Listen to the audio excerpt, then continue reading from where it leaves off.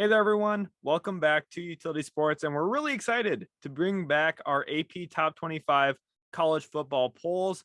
And yes, college football is back, which means so are we. If you guys are looking forward to more of this type of content, make sure to hit that like button and also subscribe to the channel. It lets us know that you are enjoying what we are posting and putting a lot of time into. And here we are, the top 25 as voted by the AP. And you can see the others receiving votes. Oregon, we'll talk about them a little bit later, at 131 leads the pack in there. There's a few other interesting teams. We see UNC, South Carolina toward the bottom. UCLA even gets a vote in there. Minnesota at 22. Definitely some interesting teams and teams to keep our eyes on for the future. And now let's go through the top 25. Houston at 25 at a 1-0 record. They do slide down one spot. Tennessee at 24, Wake Forest 23, Ole Miss 22, and BYU at 21. Moving up 4 spots in the ranking. Their next game's against Baylor, which is a historically pretty solid program. We'll see what it looks like this next week. But Austin, 2 teams in here I really want to talk to you about. Tennessee, break us down Tennessee's film. Of course, they've had an interesting program, had an NFL receiver get drafted last year. And in that SEC, are they a sleeper team that could maybe make some noise? Yeah, Tennessee, definitely a team you have to keep your eye on. Velus Jones went to the NFL last year at that receiver position. Quite a few returning starters to this program. They had an offensive explosion in their week 1 game as well.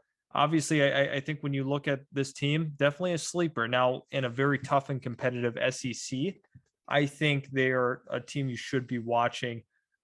Another team as well, kind of looking at that SEC, kind of interesting.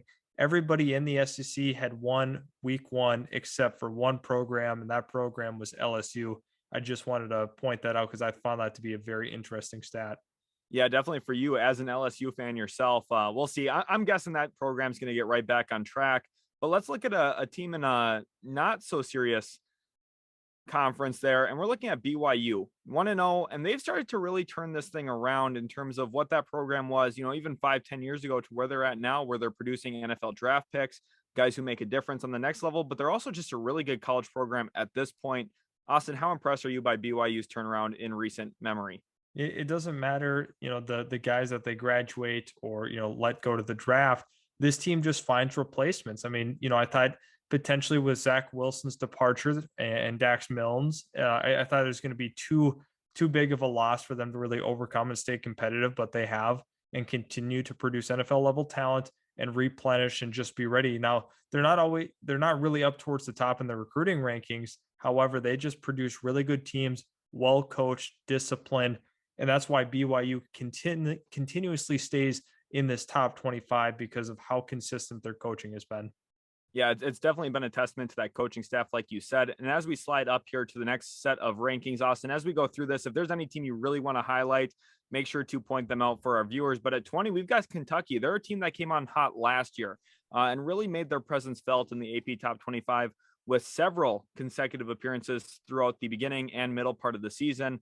And this program looks like one that can maybe set to stay there for a little while. We also have Wisconsin, NC State. Out of those 3 teams, is there anyone you want to highlight specifically? Yeah, I'm talking a little bit Will Levis. I think he's the real deal at Kentucky, and looking at him potentially being a top 10 pick is a huge deal for this program. Not only are they just an elite basketball school, but their football team is starting to become legit. They're actually, contending once again in this SEC. The SEC is just so strong once again this season, to highlight that again. Another team that definitely worth talking about, North Carolina State, drops quite a bit despite the win. They didn't look as good as people thought, they should have in their week 1 game. However, they still dropped 5 spots despite the win. Kind of a tough pill to swallow if you're an NC State fan. You're thinking, oh, we got the win, but the committee did not love how that win looked. By the rankings. That's one of those funny things about the AP Top 25 poll here is it's objective. That's subjective, excuse me. It's not objective. It's one of those things that, throughout the course of last year, we had a lot of comments saying, whoa, why is this team here?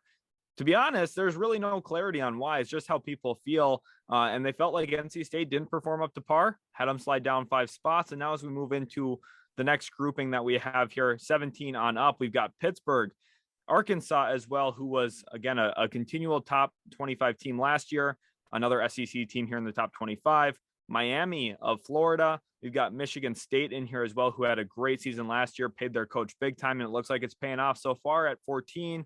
Utah slides down 6 spots only after a loss, down to 13. And Florida, the team that beat them, moves up to 12 with Anthony Richardson under center. Austin, I know that we want to talk about Anthony Richardson. We have a video up on the channel. Quickly highlight him, and I recommend that you guys all go check out that video after you're done watching this one. Yeah, so kind of let's talk a little bit about Florida here first.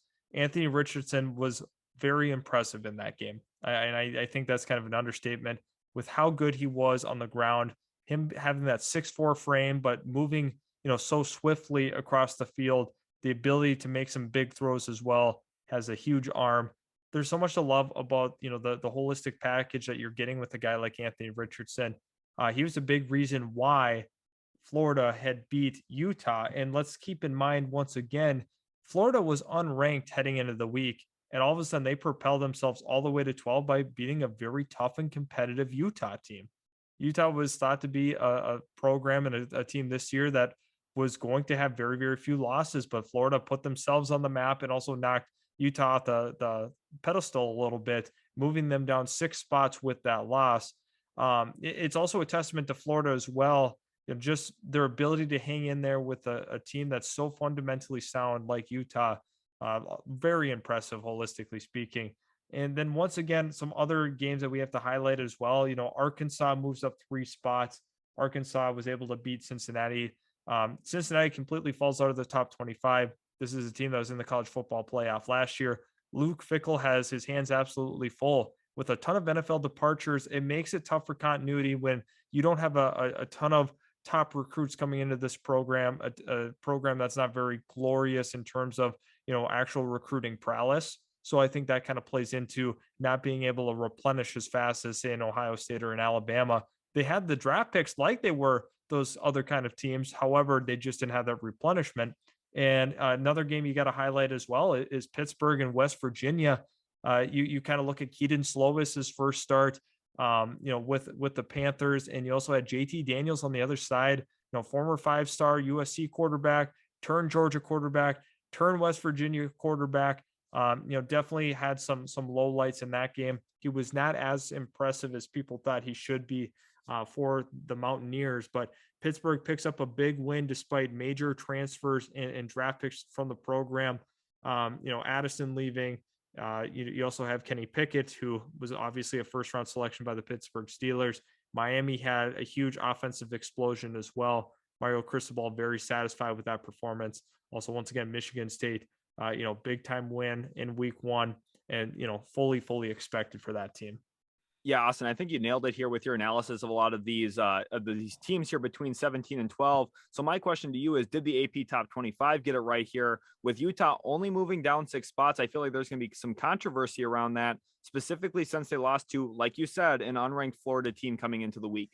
Yeah, I mean, when you kind of look at it, regardless of how you feel, a team that loses to an unranked team early on in the poll, right here, are they admitting that it was a true mistake that Florida was unranked? You know what I mean? Like, I feel like that would be the only explanation of why they didn't fall further. Maybe they felt, oh, we really messed that up on that initial one. Or, are they just kind of defending their take initially? I'm not exactly sure, what route they're trying to take, but I think Utah should have fallen a little bit further in this one, considering the other big time wins that, 14, 15, 16, 17 had right away. That's a great prompting question, though.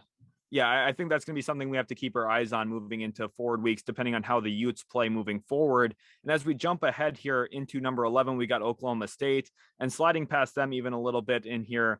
We've also got USC in the Pac-12, Baylor as well at 9, representing the Big 12, and Notre Dame is where we'll cut it off here at 8. Looking at those 3 programs there between 10 and 8, we're not going to skip over Oklahoma State, Austin. You'll make sure to mention something about them as well. But when you look at these other teams here, Notre Dame loses to Ohio State in week 1 in what was a really competitive game, and they actually held the lead for the most part. Notre Dame only falls 3 spots after losing to, again, a really, really good program in Ohio State. Did they get it right here with this loss? Yeah, I think so. Judging by how good Notre Dame had played, overall, they rolled with the punches with Ohio State. And like you had mentioned, they had led a good portion of that football game. Notre Dame definitely shouldn't have fallen any further. I think that was warranted where they kind of stood, considering how high of a regard that the people in the AP top 25 are holding Ohio State to and around the country. Baylor as well. We got some Big 12 teams to cover here. Baylor has done a phenomenal job, especially last year coming off of a Big 12 championship. Oklahoma State, Spencer Sanders looked the best I've seen him in his entire collegiate career. Definitely made some bigger throws than I was accustomed to seeing with that program. With their loss of their defensive coordinator, though, it definitely stuck out to me. I think that was something that caught my eye the most. They were not getting the stops that they were getting last year. Part of it's losing some talent to the NFL. Part of it, like with Malcolm Rodriguez not being in the middle of that defense, definitely plays a big factor into that defense as a whole. But losing their defensive coordinator, very huge loss for them, and it can't be stated enough. And then obviously USC with Lincoln Riley and Caleb Williams, two polarizing names. Addison as well, in that group of just big names that went out to USC. Pac-12 definitely had some struggles this weekend. USC was not a part of that group though. Yeah, I think USC is going to be one of those favorites out there in the Pac-12. And then Baylor, we talked about that game a little bit earlier. They play BYU this next week. So our next week of, talking about the AP top 25 is going to be an interesting one. Maybe BYU falls out. Maybe we see Baylor slide a few spots. Who really knows? You have to make sure you're subscribed here so you don't miss out on next week's video. And as we slide up even further, Austin, into 7, we got another Big 12 school here. Oklahoma, obviously a very prestigious school when it comes to college football, and Texas A&M, who is really, they were a hot topic team last year because when they beat Alabama as an unranked team and then quickly found themselves back in the top 25, here they find themselves pretty solidified at number 6. What's your thoughts on 7 and 6 here? Yeah, Oklahoma definitely has gone through a ton of changes with Venable now being the head coach. Kind of a culture shock, a little bit, just kind of philosophical differences in coaching at OU, but once again, business is business with this team. They love their program. Texas A&M, Jimbo Fisher has, once again, I can't state this enough. He has done a terrific job with this program. His ability to build up a true brand at Texas A&M, the ability to have the number 1 recruiting class in the country, this past recruiting class speaks volumes to what he's been able to build there. Had an offer to potentially coach at LSU, turned it down to stay at A&M because of what he's cultivated, what he's built in this school. And once again, they had Sam Houston State, and they did not look out. I mean, they look good, but not to the level I thought they could have. Now, once again, you could be nitpicking, but Sam Houston State is a much lesser opponent. I felt that they could have really pounded them 60-0, but they just didn't do that. Had actually kind of a slower start in that first quarter, started the second quarter as well. But Texas A&M, they're gonna keep rolling. They're just too talented. Right. They're one of those programs that as the season goes on, they'll get better and better and better. We saw that last year, and I would expect that to continue this year as well. And as we slide up even higher, Clemson, another hot topic team at 5, and we've got Michigan, go Blues, at number 4. Two, again, teams that are constantly in the news. Clemson falls down 1. Michigan jumps up 4 after the first week of games here. Austin, what's your thoughts on these two teams? Michigan, huge win against Colorado State. Clemson as well. They definitely have to rebound after last year. I know both of us were shocked when they kept falling and losing and falling. And, it's funny because they went quiet, if you remember that back half of the year, and all of a sudden we started to see them creep up back in that top 25 after, being out of it for weeks and weeks after a couple devastating losses. This program is talented. This program has one of the best coaches in the nation. And I think that's something that you need to take in consideration. It's going to be a very, very rare occurrence where, they're outside of that top 25. And I don't think we'll see that again anytime soon. Yeah, definitely. I think you're hitting the nail on the head there. It was surprising last year, but like you said, they definitely turned it on toward the back end of the season. And now into the top 3. And let's take a good look at who is here at this point. We've got Ohio State, who actually moves down 1 spot despite winning against another top 10 team. But I think that's more of a testament to Georgia just laying it on Oregon, just like you talked about. The Pac-12 took a little bit of a beating this weekend, and Oregon was right at the forefront of that, with Georgia kind of slaughtering them, honestly, in that 49-6 or 49-3, excuse me, win. And then we also have Alabama number 1. Should there be a question mark about who's the number 1 team in the nation is right now? Ohio State with a really good quality win, a really, battled out game where they didn't even have Jackson Smith and Jigba, who's going to probably be the first receiver off the board this year. You have Georgia, who just dominated, but it's still Alabama. And Alabama tends to run college football. Austin, out of these 3 teams, who should be number 1? Did they get it right? And is this acceptable at this point of the year with 1, 2, 3? I understand with where they have it now, but I have my disagreement. I think Georgia should be 1 based off of the pure dominance we had seen in that football game. When you kind of look at what Georgia did to Oregon, it was insane. I mean, this was a team that was highly ranked once again this season, and they just dominated them. And it's funny because their defensive coordinator jumped over and is now the head coach at Oregon, which made it a huge storyline heading into week 1. But Georgia was so dominant in that game.